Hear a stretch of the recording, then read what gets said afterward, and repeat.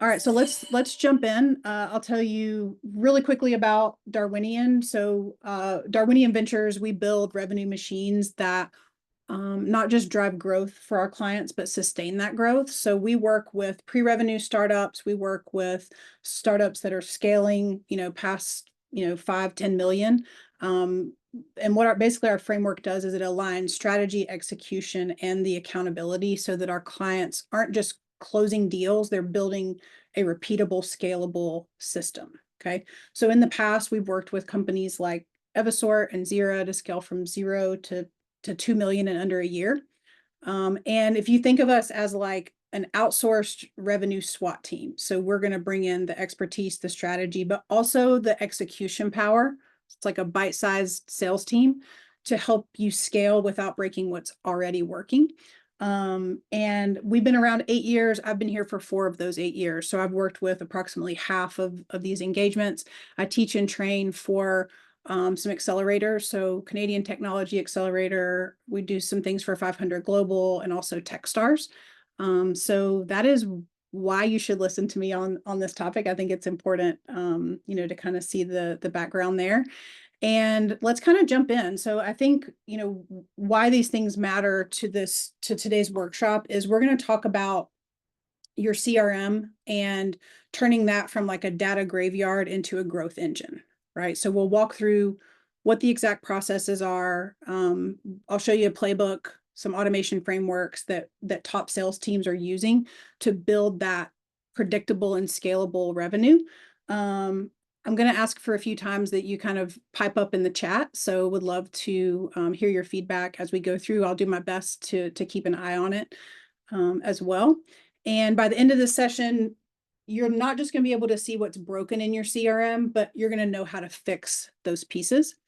So let's jump in and get started. So why does the CRM matter, right? We mentioned this a little bit, but it's your CRM is either going to be a growth engine that's fueling your pipeline, that's driving revenue, that's making your team more efficient, or it's a graveyard. And graveyards are where deals go to die, data gets lost, and forecasts are really guesswork. And there's not an in-between on that, right? Either the CRM works or it doesn't. So how do you know which one you have? If your CRM is a growth engine, then your team is booking more meetings, they're closing deals faster, your pipeline is predictable. If it's a graveyard, you're going to be chasing deals that are ghosting you, you're struggling with bad data, and you're likely missing your revenue targets. So what I'm going to show you over the next 50 minutes, 48 minutes is how to choose the right CRM that matches your go-to-market motion, how to avoid overcomplicated setups, how to get your team to use it, right? Next, we'll talk about, pipelines that look full, but how many of those deals are actually real? So I'll show you how to identify deals that are stuck, deals that are ghosted, deals that are dead. And we'll either revive them or we'll remove them so that you can focus on opportunities that are real. Next, forecasting with confidence. If your CRM can't predict revenue, then it's not a CRM, it's a glorified spreadsheet. Talk about that. Section 4, scaling smart. So what are the key metrics that every sales team needs to track? How do you turn that use that to build a real forecast? And then, stop being blindsided by deals that never seem to close. So these automations should make your team faster. Talk about the right parts to automate in your process, right? We should be automating lead scoring, follow-up, and CRM updates, not sending out email blasts that is going to kill your deals, right? Spammy stuff that's going to kill your deal. And then I'm really going to hang myself out there. I'm going to let you put some things in the chat, like, here are my CRM problems. Can you fix it, right? And maybe I can, maybe I can't. So don't know it all. But we'll see. We'll see if I can help anybody live if we have some time at the end. And then I'll let you know how to kind of grab the takeaways on this. All right. So quick poll before we get started. How strong is your CRM, right? Drop your number in the chat, 1 through 5. Number 1, That's a dumpster fire. So your CRM is a disaster and you know it. Number 3 would be meh, right? It's fine. I'm fine. Everything's fine, but I don't trust my data. And then 5 is there's the gold medal. My CRM is a literal revenue machine. So let's see what you guys have here. If I can pull up chat. Uh-oh, did I see a negative? I was gonna say, Oh, Laura, if it's easier, I can keep an eye on the chat for you too. I see yeah. lots of Okay. ones. I see the one LOL. Love it. Yeah. I love it. I love it. Well, I Twos don't and even know threes. if dumpster fire is an actual emoji that you can use like on your phone, but now I need it. I need dumpster fire in Slack. All right, so I see some ones, I see some twos. If you drop to 5, congratulations, you can leave the webinar now. Just kidding. Stick around. We're gonna level up some stuff. But let's see if I see a 5. Saw a 0. The 0 is the dumpster, no fire yet. Just the empty dumpster. All right, cool. I got you. All right, so let me close the chat. There we go. So most teams, this is what I see when I come in, and I come into sometimes teams that are built out, 10, 15, 20 people, and they have a CRM, but nobody uses the CRM, right? And the reason that sales teams don't use the CRM, or reason founders don't use the CRM, is because they treat it like they think of it as a file cabinet, not a revenue engine. So if your reps hate using it, if you hate using it, if your data is a mess, your forecast is unreliable, then, red alert, sirens, you have a problem. CRMs fail because reps don't update the CRM because it doesn't give them value. So if your CRM feels like a data entry chore, your reps aren't going to use it, right? A great CRM should give insights that help you or help your reps to close deals, not take them away from selling. Okay. Another reason CRM fails, too much data. We talked about this before. If it's just data, then it's just a glorified spreadsheet, essentially. Just because you can track everything doesn't mean that you should. If you've got a bunch of relevant data in your CRM, your team it's cluttered, right? And your team is probably wasting their time instead of focusing on like pipeline driving metrics. Common failure for CRM, your forecasting is all over the place because your pipeline is a mess. So if your pipeline's got ghost deals, sale opportunities, outdated close dates, your forecasts are like an educated guess at best. And in a few minutes, I'll show you a real pipeline as of yesterday that I pulled out fresh for you guys to walk you through some things that are not so great. But we'll fix all of this today. So here are kind of the 3 steps to fix. Step 1 is, hey, let's make sure you've got the right CRM for your business. So this was my joke. It may fall flat. We'll see. You can LOL in the chat if you want to. How are CRMs and gym memberships alike? And you say, I don't know. How are CRMs and gym memberships alike? You end up choosing the fanciest one, but you never use it. But all right. LOLs rolling in. Let's hear them. Thank you, David. Thank you, Chris. But it's actually true, right? You just because you pick something out doesn't mean that you're going to get the benefit of it. You've got to use it. You've got to, spend time in it with it. So we're going to make sure that yours does fit your sales motion. Step 2, fix your pipeline hygiene so that you can forecast like a CRO. So if you don't trust your pipeline, you can't trust your forecast. So I'll show you how to clean up the mess, remove those dead deals, and kind of start tracking real signals. And then lastly, automation should make your team faster. I'll show you how to set up some smart workflows that will help reps to sell more, not just blast out, more emails. All right, let's keep rolling. So there are 2 paths that I see often when I come into a new company.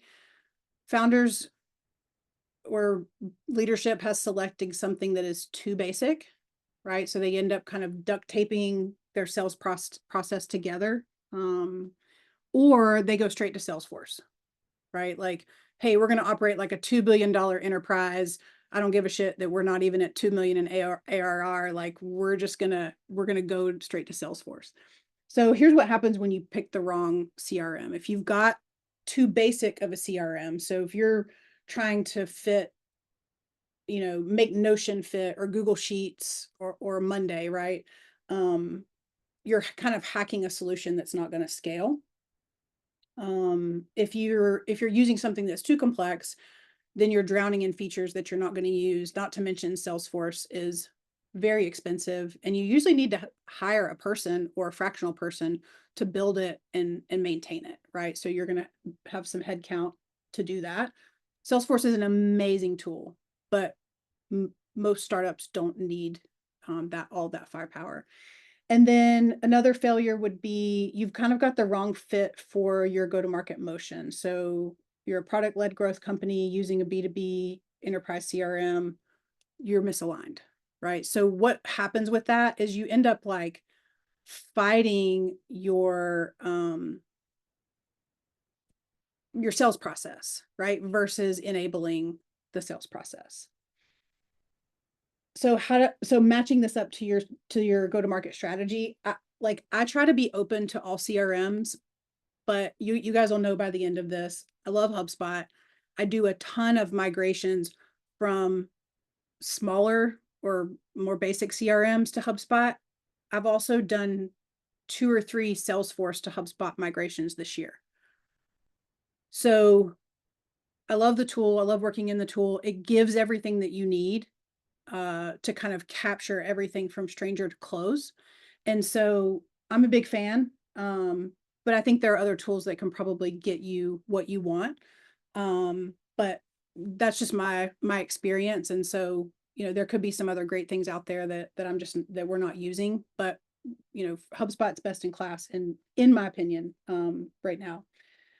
So let's move on. But I think this kind of paints the picture. Thanks for dropping your CRMs in the chat there.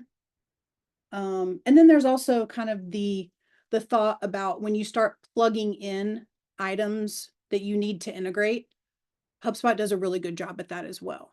So if you're using something that's a little bit like, what's the word I'm looking for? Like less popular, then you may not have all of those choices. So the way that we fix this is just making sure that your CRM matches your sales motion and you're not working against yourself. So another gut check, and then we'll jump into the solution. So ask yourself, does your CRM match your sales motion? Is your team using it? And can you track revenue accurately, right? If you've hesitated on any of those, then you've got a CRM problem. And now that we've identified, hey, there could be some misalignment there, then let's talk about how we fix those pieces. I'm getting ready to show you a real HubSpot dashboard. Everything is blurred out to protect the anonymity of the owner of the dashboard, of the pipeline. But I think it's really important to see something that is real instead of just an example, because even great companies have things that are missing. They've got a pipeline full of dead deals. They've got opportunities that are sitting in proposal for 60 plus days without any movement, right? That's a graveyard. So if your pipeline's a graveyard, your forecast is kind of a lie. Let me show you what it looks like. So this is HubSpot dashboard or HubSpot deals.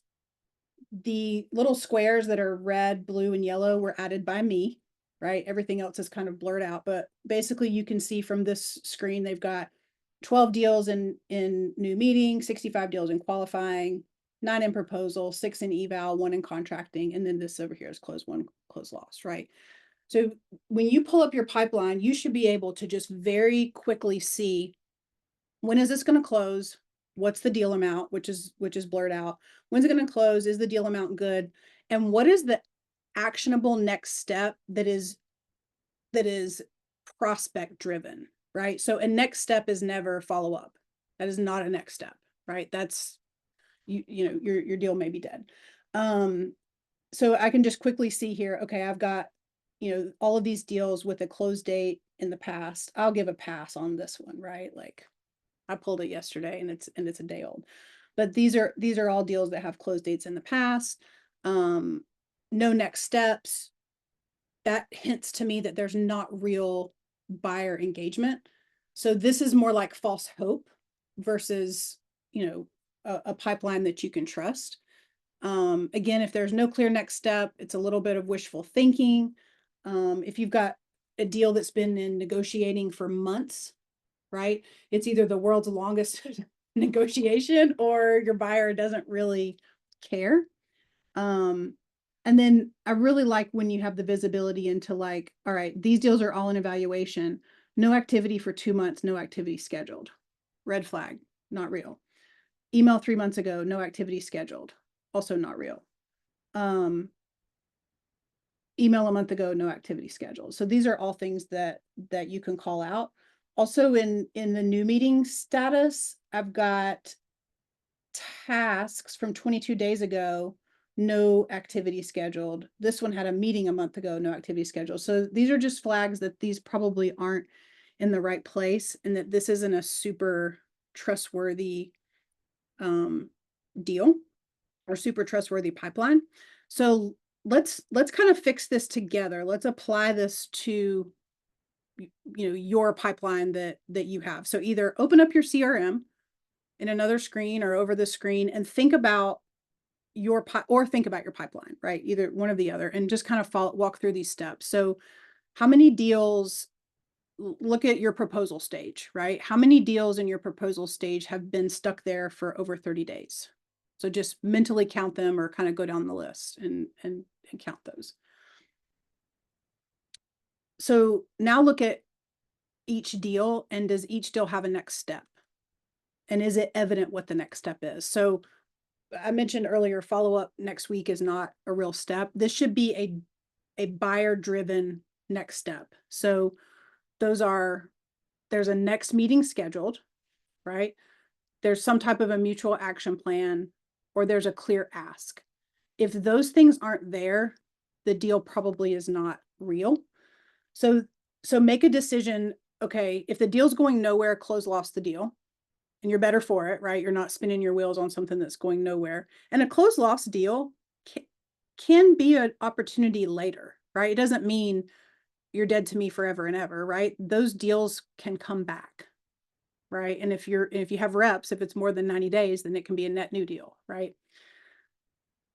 If the deal is real, if you've gone through those steps and you've kind of determined that, then you can push it out till next quarter, right? Just get it out of the forecast. If you go, hey, this deal is real, it's just stalled and here's the reason why, or it's delayed and here's the reason why, and the reason is real. I work with a company who their clients or potential clients get audited by the FDA. So when they know that there's an auditor coming in and they know the date that they're coming for a mock audit, everything stops. So it's like these people are being audited. They're not doing, and you know, on April 30th, they're not doing anything before April 30th. And that's a real reason. Okay. Real quick, Laura, Yeah. if I may, just a couple of questions in the chat. Maybe I want to see if I can combine these a little bit because I think it's relevant to exactly what you're saying right now. Yeah. Perfect.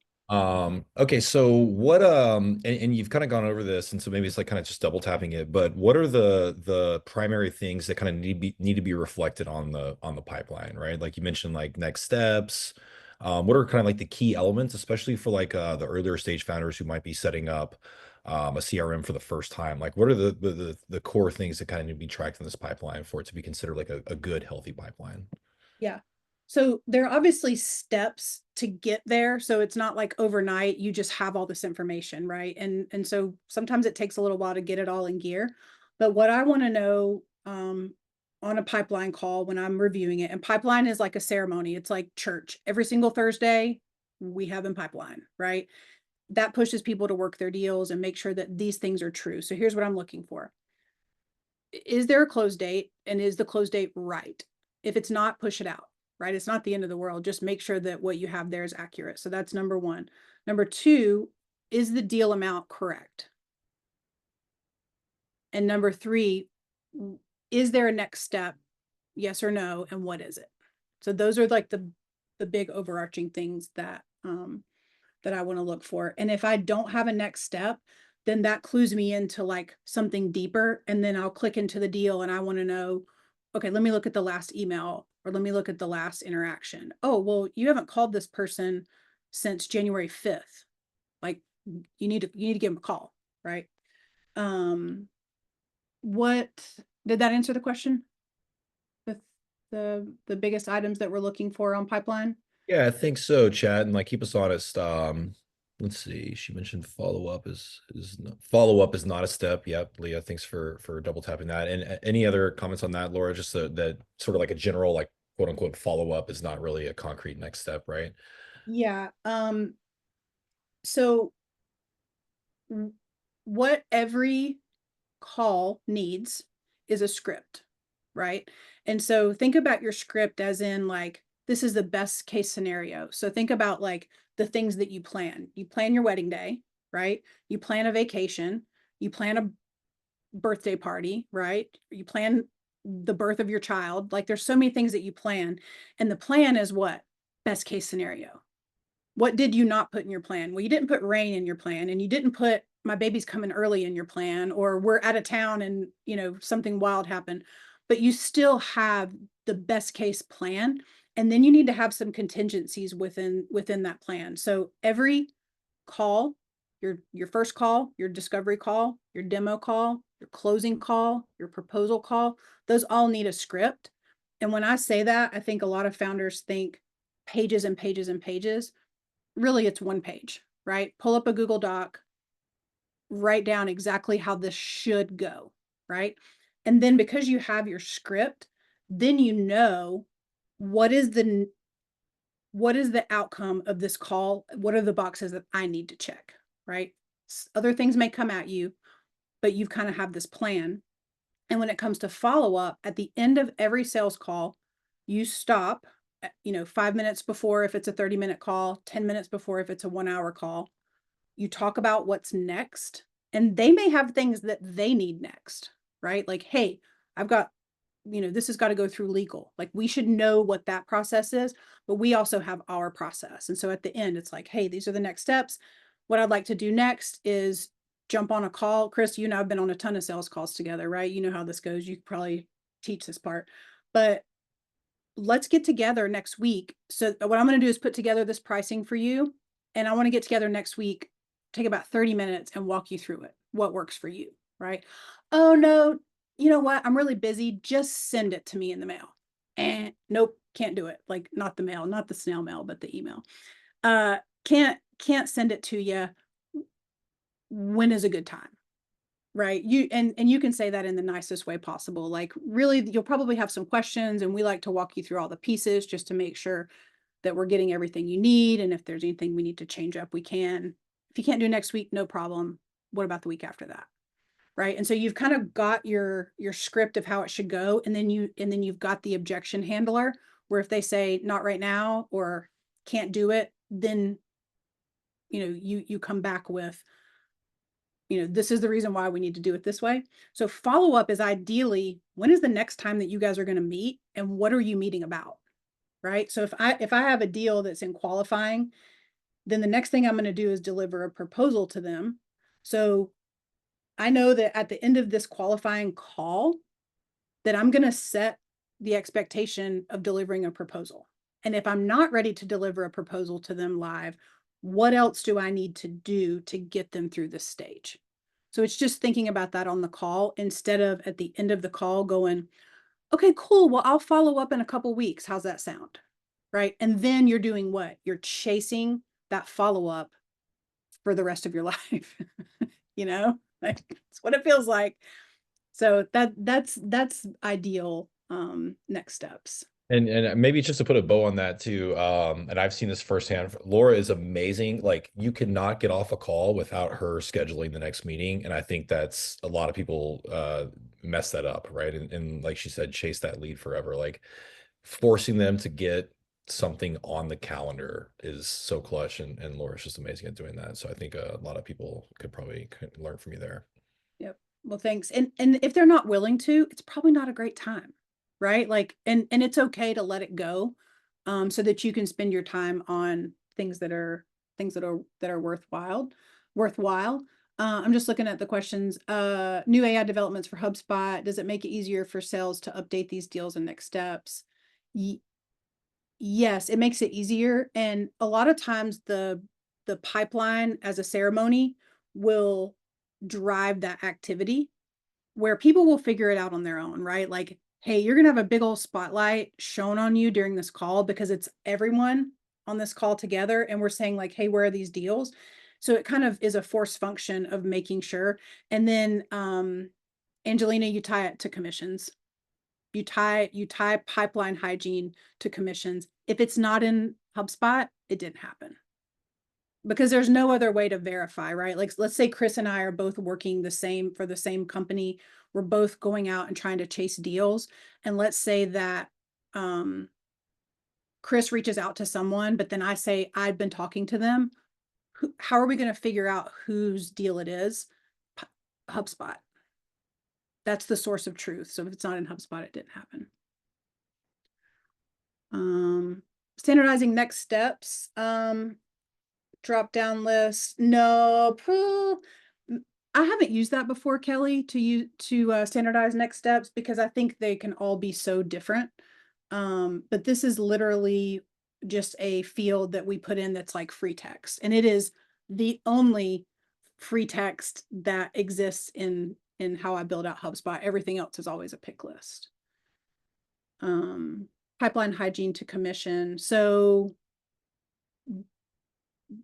there are certain items that are just required for a deal to be an SQO, right? And something can't be an SQO. So basically this, if I'm a sales rep, the question was, how do you tie commission to pipeline hygiene?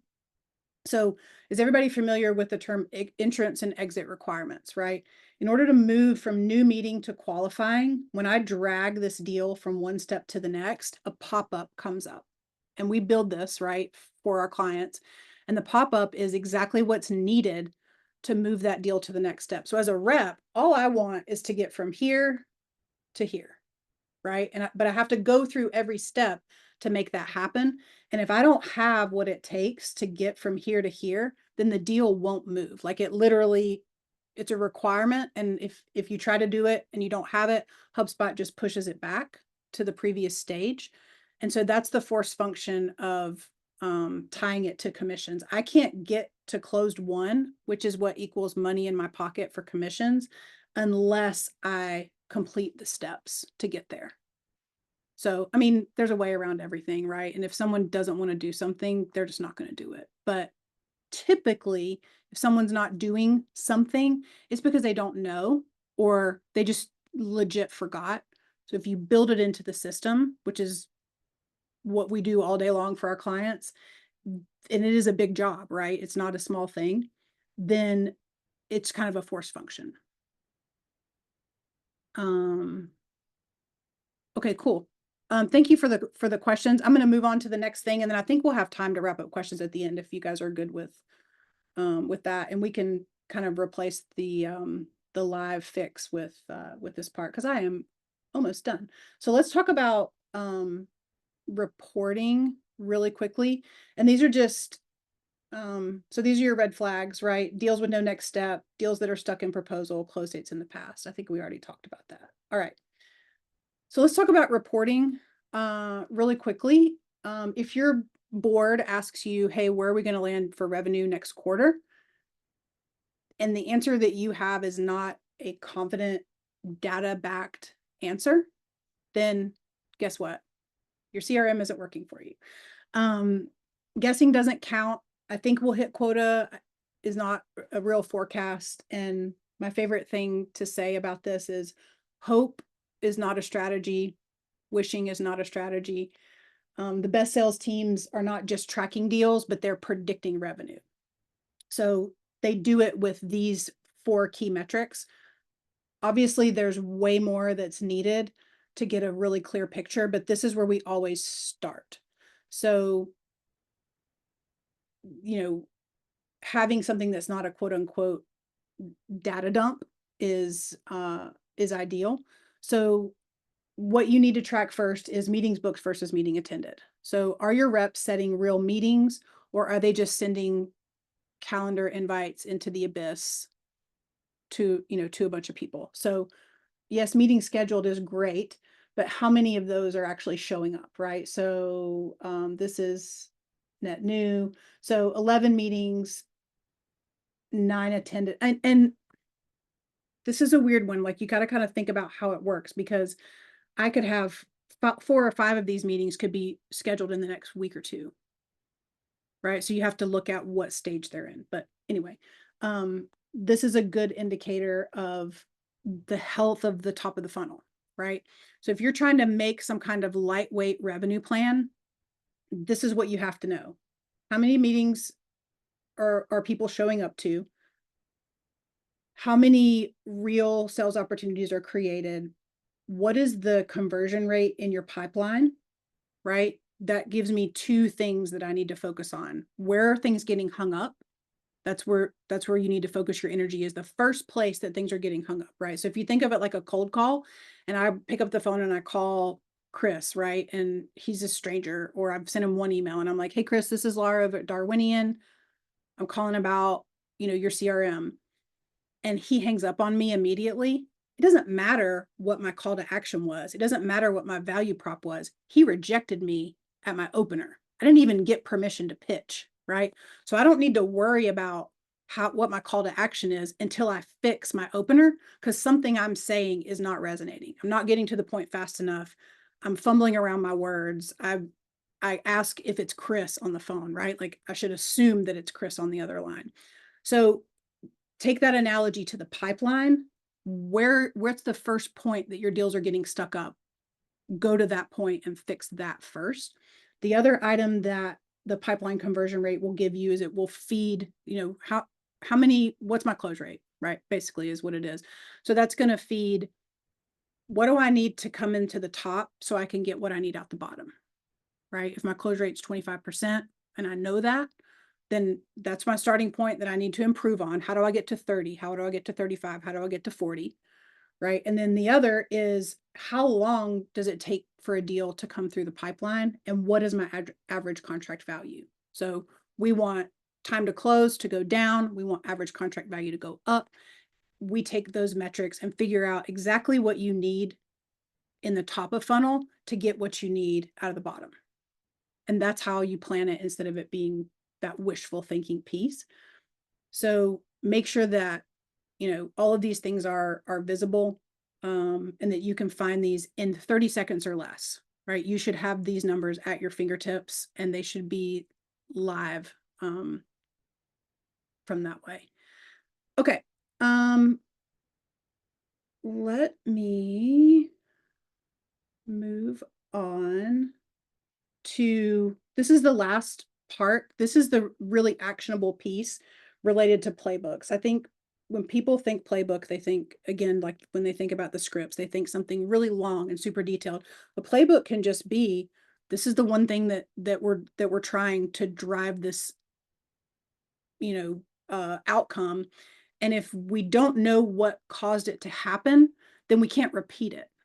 Right. So everybody's got to be on the same page, kind of delivering the same thing. If you're testing something, let's know what the A/B test is, but it can't just be, yeah, I just picked up the phone and called a bunch of people and like booked a couple of meetings, or you probably didn't if that's what you did, to be honest. But, you've got to be able to track what you did and how it came through. So 2 main ways that automation gets screwed up.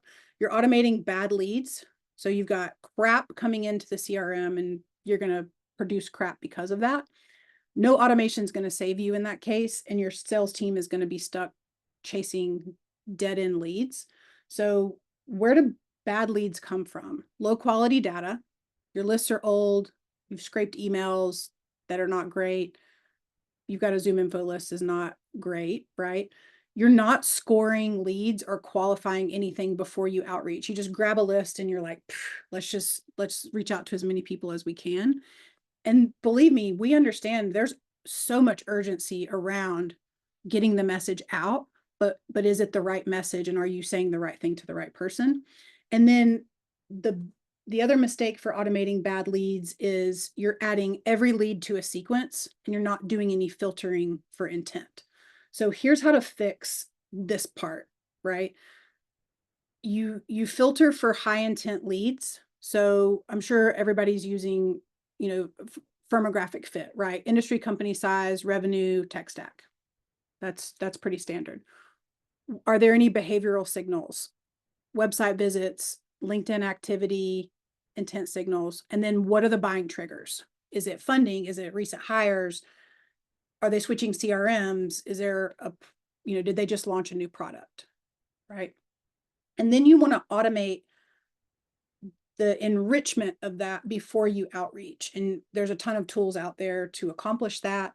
You can sync up your CRM with Sales Nav so you can track those trends, right? Shifts in leadership, job changes, whatever that is. And then you can use AI to clean lists, right? There's Clay, there's a million different options out there for that. And then the last step is for fixing the bad lead part is you've got to have a way to score those leads that are coming into your CRM. And we can't use open rates anymore, right? If you don't know why, just Google it, why you can't use open rates anymore, or we can't track that anymore. But you can build in HubSpot. I know you can build it out. I think there's a lot of other options as well. But if they downloaded content, there's 20 points. If they clicked on an email link, 15 points. If they attended a webinar or they engaged with an event, right, give them points.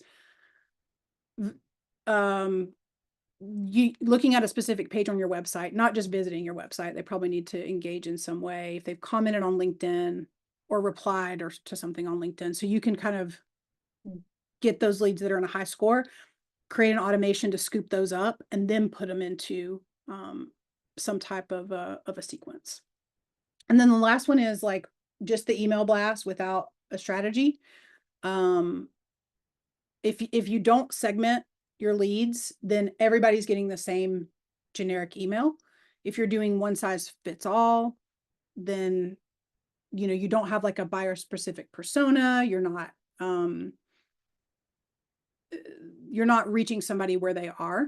And then you're not doing any multi-channel follow-up. So it's just email only. So I'm going to show you a framework that it's actually a 30 MPC framework, but that I really like because it's simple, right? And it is it's actionable, but it just makes sense. Like you read it and you go, yeah, duh. Like why wouldn't I do this way versus this like ultra high volume? And if this works, there's a way that you can build this out in a more automated way where you can use all those tools to make that happen. So let me show you what it is and what it looks like.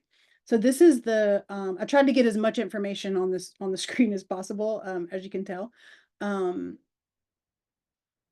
This is the call, email, call sequence, right? Or the email, call, email sequence. So the way that you're not going to reach out ever, ever, ever is say, hey, Tom, I hope you're doing well. My name's Laura. I want to introduce myself and my company, right? Like so many things wrong with that email, and don't ever do that. And this will ruffle some feathers, or actually it won't ruffle feathers. It's like a jaw drop moment, but don't say you're the founder either. Just reach out, just like you're a rep, right? So this is how you're not going to reach out. You're going to start out with a personalized hook. So imagine I'm selling this, to these medical device companies, which is a client that I work for. So, hey, I saw the news about your new device. How exciting. Congrats on the launch, right? Then I'm going to go into my problem statement. A lot of medical device startups tell us that post-launch, here's their biggest challenge, right? And then a soft call to action. Is it worth a chat to see if that's something that you're thinking about?